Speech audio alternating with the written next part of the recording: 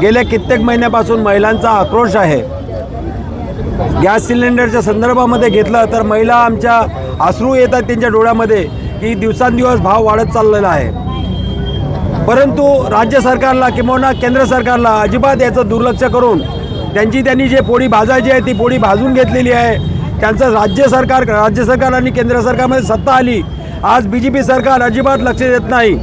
महिलांना खोटे आश्वासनं देऊन त्यांना दिशाभूल करण्याचा प्रयत्न या राज्य सरकारने केलेला आहे। आमचं या महिलांच्या माध्यमातून एकच आव्हान असेल की त्यांनी लवकरात लवकर गॅस सिलेंडरचे भाव कमी करावे, जेणेकरून आमच्या महिला भगिनींना एक आनंद मिळेल। परंतु तसं दिसता कामा नये, म्हणून हे आजचं आंदोलन या डोंबिवली शहराच्या माध्यमातून आणि आमचे जिल्हाप्रमुख दीपेशजी म्हात्रे साहेब यांच्या आदेशानुसार हे आंदोलन घेण्यात आलेलं आहे। जर त्यांनी या 2-4 दिवसात गॅस संदर्भामध्ये भाव कमी केले नाहीत तर या देशामध्ये या डोंबिवली शहरातून सुरुवात होणार आहे आंदोलनाची। आणि ते आंदोलन ज्या पद्धतीने मराठा समाजाचं आंदोलन पेटलंय त्याच पद्धतीने या महाराष्ट्रामध्ये आंदोलन या महिलांचं पेटणार आहे। या निमित्ताने मी तुम्हाला शहर प्रमुख म्हणून आजच इथं एवढं सांगू इच्छितो। जय हिंद, जय महाराष्ट्र।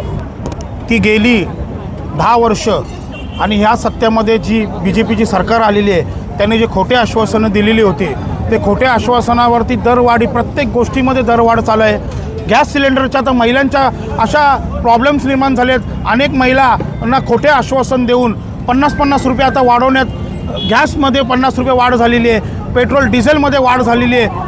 गेल्या 2014च्या नंतर स्मृती इराणींनी सांगितलेले येऊन आणि मनमोहन सिंग साहेबांना बांगड्या पाठवलेल्या, तर मला त्यांना बोलायचं आहे की काही एवढ्या महिने झाले ते आहेत कुठे? आणि आताही 450-400वरनं गॅस वाढ जी 1100-1200पर्यंत पोहोचलेली आहे। सामान्य माणसांनी चूल पेटवायला लागेल असा प्रॉब्लेम झालेला आहे। बायकांची अक्षरशः नाहक परिस्थिती झालेली आहे।